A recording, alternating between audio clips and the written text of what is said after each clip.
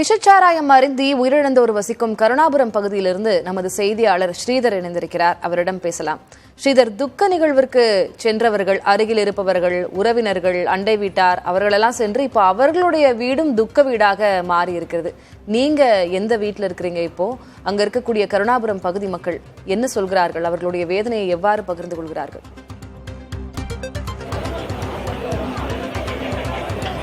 இந்த கருணாபுரத்தில் நேற்று நடந்த இந்த துயர சம்பவம் ஒட்டுமொத்தமாக தமிழகம் மட்டுமல்லாமல் நாடு முழுவதுமே மிகப்பெரிய அதிர்வலை ஏற்படுத்தியிருக்கிறது. நீங்கள் நேரடியாக பார்க்கும் இந்த காட்சி என்பது இந்த கருணாபுரம் பகுதி மக்கள் 26 குடும்பத்தினர் இங்கே வந்து அமர்ந்திருக்கும் காட்சி தான் நாம் பார்த்து கொண்டிருக்கிறோம். குறிப்பாக இன்னும் சற்று நேரத்தில் தமிழக அமைச்சர் உதயநிதி ஸ்டாலின் அவர்கள் நேரடியாக வந்து பாதிக்கப்பட்ட குடும்பத்திற்கான நிவாரணம் வழங்குவதற்கான ஏற்பாடை தான் தற்போது நாம் பார்த்துக் கொண்டிருக்கிறோம். இவர்கள் குடும்பத்தினர் உயிரிழந்து அவரது உடல்கள் வீட்டில் வைக்கப்பட்டுள்ள நிலையில் அவர்களுக்கு உடனடியாக நிவாரணம் வழங்க வேண்டும் என்று அரசு ஒரு பக்கம் நடவடிக்கை மேற்கொண்டு வருகிறது. காலையில் அவரது உடல்கூறு ஆய்வு முடிக்கப்பட்டு அந்த உடற்கூறு ஆய்வுக்கு பிறகு அவர்களிடம் உடல்கள் ஒப்படைக்கப்பட்ட பிறகு தற்போது அந்த இறுதிச் சடங்குக்கான பணிகள் மேற்கொள்ளப்பட்டு வரும் அதே வேளையில் தற்போது தமிழக அரசு அறிவிக்கப்பட்ட அந்த நிவாரணத்தை பெறுவதற்காக ஒரே இடத்தில் 26 குடும்பத்தினர் தற்போது காத்துக் கொண்டிருக்கிறார்கள். இன்னும் சற்று நேரத்தில் உதயநிதி ஸ்டாலின் இங்கே வந்து நேரடியாக அந்த குடும்பத்திற்கு ஆறுதல் தெரிவித்துவிட்டு அவர்களுக்கான நிவாரணம் வழங்க திட்டமிட்டிருக்கிறார். அதே சமயத்தில் இது குறித்து பேசுவதற்காக அந்த குடும்பத்தினர் நம்மிடம் இருக்கிற கேட்கலாம். பாப்பா, நீங்க சொல்லுங்க, உங்களுக்கு என்னால் ஆறுதல் சொல்ல முடியாது. உங்க குடும்பத்தில் இறந்து போனவங்களுக்கு என்னால் என்ன வார்த்தைகளே இல்லை. நீங்க இதை வந்து எவ்வளவு இழந்திருக்கீங்க? உங்க வீட்டில் யார் யார் இறந்து போயிருக்காங்க? எங்க அப்பா, எங்க அம்மா ரெண்டு பேருமே இறந்துட்டாங்க. எங்க அப்பா பேர் சுரேஷ், எங்க அம்மா பேர் வடிவுக்கரசி. எங்களுக்கு நான் தான் பெரிய பொண்ணு. எனக்கு 2 தம்பிங்க இருக்காங்க. நான் +1 படிக்கிறேன். அவன் 10வது, பெரியவன் 10வது படிக்கிறான். சின்னவன் வந்து 9வது படிக்கிறான். எங்க அப்பா ஒரு ஊனமுற்றவர். அவருக்கு ஒரு கை தான், ரைட் இல்லை லெஃப்ட் மட்டும் தான் இருக்கு. அவர் வயசு பையனா இருக்கக்குள்ளே போயிடுச்சு கையெல்லாம்.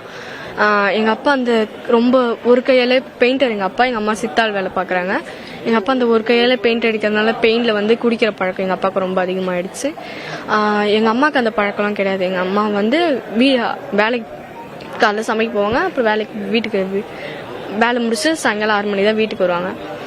எங்க அப்பா வந்து நேற்று காலையில வந்து நேற்று நைட்ல இருந்து காலைல வரை எங்க அப்பா போதை தான். காலையில ஏஞ்சி குடிச்சிட்டு அவர் எப்பயும் சாப்பிடுற கிளாஸை விட்டுட்டு வேற கிளாஸ்ல வந்து அந்த சாராயத்தை ஊற்றி வச்சதுனால எங்க அம்மாவுக்கு என் சின்ன தம்பி பிறக்கக்குள்ள மூலோன்ற ஒரு பிரச்சனை அப்பதான் ஆரம்பிச்சது. அது வந்து அதுவும் வளருமா, அது ரொம்ப நெண்டும் அப்படின்னு சொன்னாங்க. அது சொரிஞ்சா ரத்தம் வரும். அந்த மாதிரி எங்க அம்மா சொரிஞ்சதுனால எங்க அம்மாவுக்கு ஒரு மாதிரி, அது டெய்லி எங்க அம்மாவால தூங்க முடியாது. அது ஒரு மாதிரி நம்பிக்கை ஆரம்பிச்சுட்டு எங்க அப்பா அதை ஊற்றி வச்சது சாராயம்னு தெரியாத எங்க அம்மா போயிட்டு தண்ணி மாதிரி இருந்தது, ஓமோ வாட்டர், நுரலா இருந்தோடனே ஓமோ வாட்டர் அப்படின்னு எங்க அம்மா எடுத்து குடிச்சாங்க. எங்க அம்மாவும் இல்லை, எங்க அப்பாவும் இல்லை. குறிப்பாக இந்த குடும்பத்தில் இந்த சிறுமி சொல்வது போல் அந்த குடும்பத்தில் இருவருமே தாய் தந்தை இருவருமே இழந்துவிட்ட நிலையில் தான் அந்த குடும்பம் இருக்கிறது. இப்படிதான் ஒவ்வொரு குடும்பத்திலும் அந்த வாழ்வாதாரமே மிகப்பெரிய அளவு கேள்விக்குறியாகிறது. இந்த 3 குழந்தைகள் என்ன செய்ய போகிறார்கள் என்று அரசு கொடுக்கும் அந்த நிவாரணம் போதுமானதாக இருக்குமா என்பது ஒரு கேள்விக்குறியாக இருந்தாலும் அரசு அடுத்த கட்டமாக என்ன செய்ய போகிறது என்பது ஒரு கேள்வி இருக்கிறது. அதே போல் மேலும் பலருக்கா, அம்மா உங்க வீட்டில் யாருமா இறந்து போயிருக்காங்க? என்ன நடந்ததுமா? எங்க வீட்டுக்கார் சார் ஃப்ரெண்ட்ஸு கூட குடிக்க போனப்ப சாராயம் வாங்கி மாத்தி குடிச்சதால இறந்துட்டார் சார். அவர் என்ன வேலை செய்யறாருமா? அவரு டிரைவர் சார். டிரைவர் எந்த வண்டியா இருந்தாலும் ஓட்டுவார். இதுபோல் ஒவ்வொருவரும் ஒவ்வொரு விதமாக எழுந்திருக்கிறார்கள்.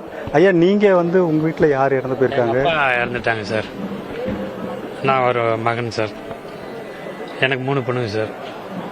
பெரிய பொண்ணு சிவில் முடிச்சுட்டு இப்போ ஐஏஎஸ் எக்ஸாமுக்கு ப்ராக்டிஸ் பண்ணிட்டுருக்கேன். 2வது பொண்ணு வந்து லா படிச்சிருக்குங்க, 2nd இயர் பிரைவேட் லா காலேஜில்.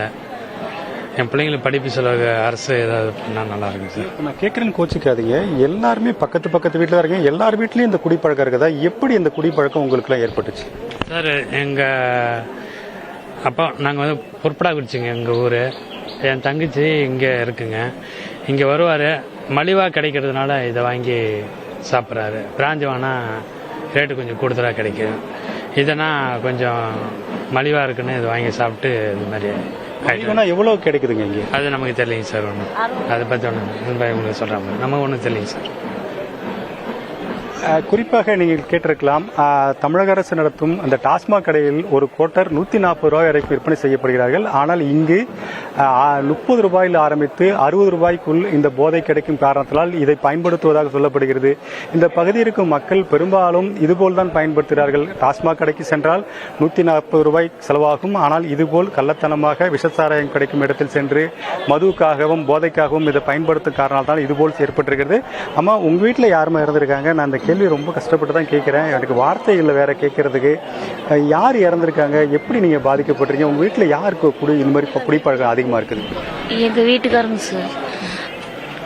எப்பவுமே வேலைக்கு போயிட்டு வந்தா அங்கே வாங்கினா கடை பூட்டிடுவாங்க, லேட்டா மூட்டை தூக்கிட்டு வருவாங்க.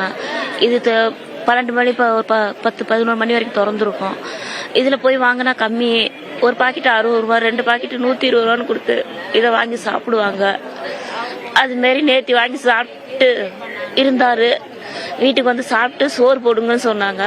சோறு போட்டு தான் சார் கொடுத்தா. போட்டு கொடுத்துட்டு மயக்கடிச்சு கீழே விழுந்தாங்க. சரி என்ன செய்யுதுன்னு கேட்டா எனக்கு தலை சுத்துது. அன்னைக்கு நைட்டு சாப்பிடவே இல்லை. சரி காலைல நைட்டு சாப்பிடாம இருந்ததுனால தலை சுத்துதோன்னு நான் பார்த்தேன். அப்புறம் எங்கள் அண்ணனை ஃபோன் பண்ணி வர சொன்னேன். இது மாதிரி நான் கண்ணு தெரியல ஒன்றும் தெரியலன்னு சொல்கிறாங்க, நான் என்னன்னு பயமாக இருக்குண்ணா அப்படின்னு. சரி எங்கள் அண்ணா வச்சு போய் ப்ரைவேட்டில் பார்த்தாங்க. அங்கே பார்த்து குளுக்கோஸ் பாட்டில் ஏறிக்கிட்டு இருக்கு. எனக்கு ஃபோன் பண்ணாங்க, இது மாதிரிம்மா நீ சீக்கிரமாக கிளம்பி வா அப்படின்னாங்க. சரி கிளம்பி போய் பார்க்க போனப்போ அங்கே ரொம்ப ஒரு நிதானமே இல்லை. அவர் அறியாதமே நிதானமே இல்லை. ஒரு மாதிரியா உட்காந்துருந்தாங்க.